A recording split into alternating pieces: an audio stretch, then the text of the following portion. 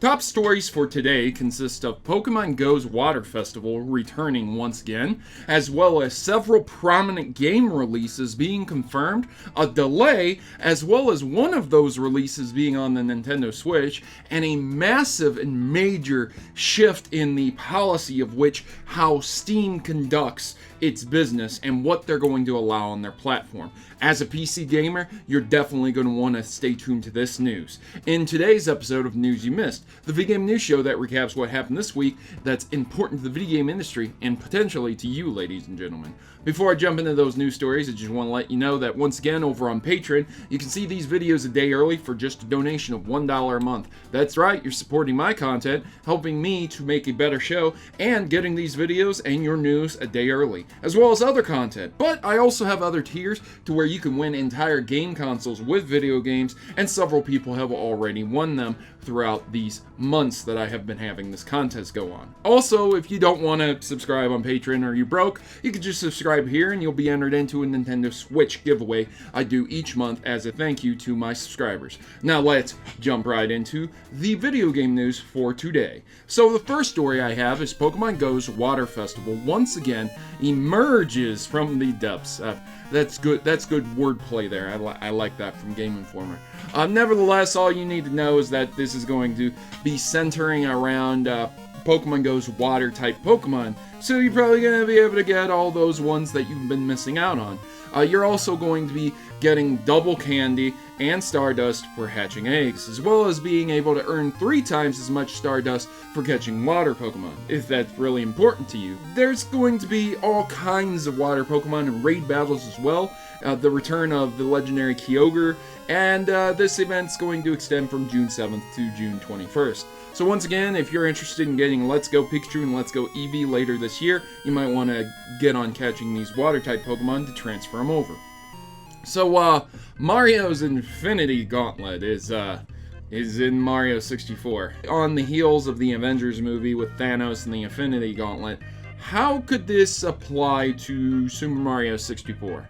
Well, Mario's got the gauntlet on his hand and it basically makes him a god. In this, you actually have stars that you can throw and kick, you can fly at any given time, and sometimes you can walk up and down vertical little slopes that you would normally not be able to, like the side of a building. Yeah, this is hosted over on this YouTube user's channel. I don't know if they did it or not, but you can find the video there. It's pretty interesting, pretty cool. Take a look at it. Paladins is coming to the Nintendo Switch. There's really not much else to say about this other than the fact that it is cross-player, so you can play with Xbox One users, so that's pretty cool, multiplayer support, but it is still Paladins. The Founders Pack is what's going to be sold on the Nintendo Switch, and it's going to cost $29.99. That version of the game allows access to the game's playable champions, as well as all future champions and exclusive cosmetic items. A free-to-play version will be announced sometime this summer. It's a big piece of competition that is not being taken part of by games like Overwatch. So Paladins is just owning the Nintendo Switch scene in that regard. It's going to run at 60 frames a second, and once again, we'll crossplay, so that's really, really good. There's a third patch to Chrono Trigger for PC. You guys remember that terrible Chrono Trigger game that was released on Steam? Yeah.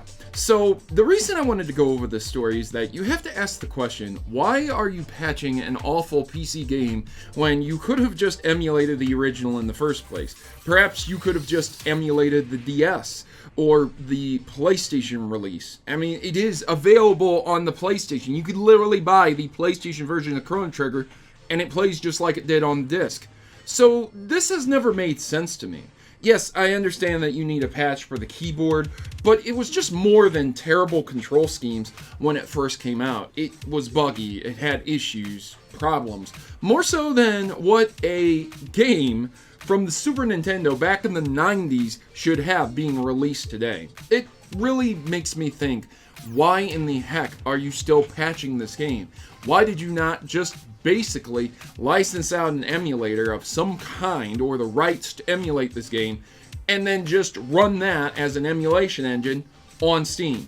It boggles the mind. Nonetheless, if you have the game or you're looking to get it, it's one step closer to being a a version of the Super Nintendo game that was released over 20 years ago. Ubisoft expects only one more console generation. Quote, I think we will see another generation, but there's a good chance that step by step we will see less hardware. With time, I think streaming will become more accessible to many players and make it not necessary to have big hardware at home. There will be one more console generation, and after that, we will be streaming. All of us. Yeah, okay. No, not at all. I don't believe this, not even for 1 second. We have game consoles coming out like the Xbox One X, which is just basically a massively powerful computer summarized into a small, tiny console. I mean, it's pretty impressive, no matter which way you look at it. Of course, PCs still run circles around it, but it's pretty impressive for a console. The Nintendo Switch is doing amazing, absolutely amazing. We have cell phones, which again, they might be a cell phone computer where you just place the cell phone in a cradle and you pull out a controller and it goes on your TV just like a Nintendo Switch and you're playing your cell phone games. Maybe official Nintendo cell phone games. Who knows what the future of consoles holds, but I do not think consoles will go away. What about people who have just absolutely terrible internet or are always on the move? College students, military, people who live in the country. I mean, about 50% of the world live in a country setting and not a city and have awful internet. That's a big market you're going to shut off if your new game console is streaming only. So, to say that Ubisoft says there's only going to be one more console generation, yeah, I don't think so. Sources say that Microsoft is delaying Crackdown 3 to 2019, and Hitman 2 is coming out this November. This was confirmed to be November 13th for PlayStation 4, Xbox One, and PC. It will not be episodic, though. That has been confirmed, so that's really, really good. And also, a really weird and big surprise turn of events, that Persona's dancing games are coming stateside 2019. That would be Persona 3 Dancing in Moonlight and Persona 5 Dancing in Starlight. These games are very, very similar to games where you can play with the controller, you press the button, and you have to do it in perfect timing. You can do that, you can see the trailers, there's not much else to say about it, but a lot of Atlas fans, rhythm-based game fans, people who like Persona the series, they're going to really enjoy this. Atlas does pretty good job with their game, so I can't see this being a massive flop, but it's probably going to really resonate with fans of that series.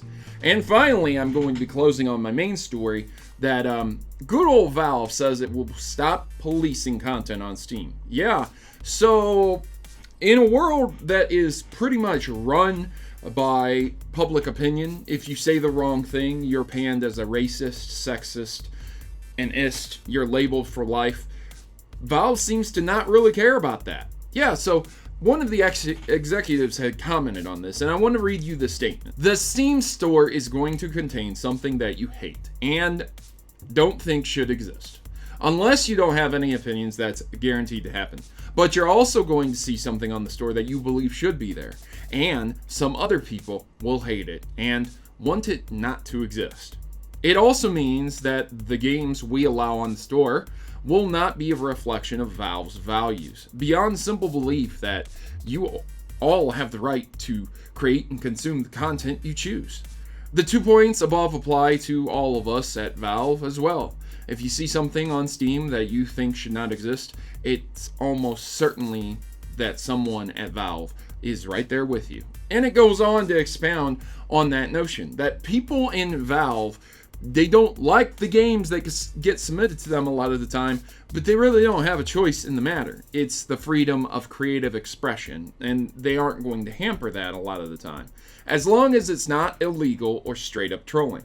This is the sentiments I echo completely.